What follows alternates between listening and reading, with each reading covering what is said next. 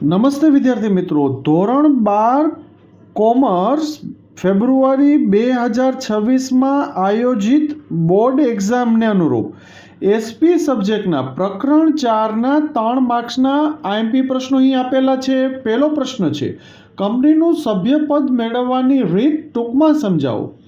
બીજો પ્રશ્ન છે, ગૌણ કંપની કયા સંજોગોમાં શાસક કંપનીનું સભ્યપદ પ્રાપ્ત કરી શકે છે. ત્રીજો પ્રશ્ન છે, તફાવત સમજાવો, સભ્ય અને શેર હોલ્ડરો.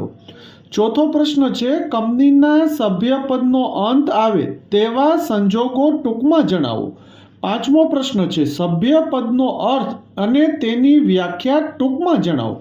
વિદ્યાર્થી મિત્રો, એસપી સબ્જેક્ટના પ્રકરણ 4ના 3 માર્કના આ 5 પ્રશ્નો આઈએમપી છે, તો તે અચૂક પ્રશ્નોના જવાબ પાકા કરી લેજો, યાદ રાખી લેજો. Thank you.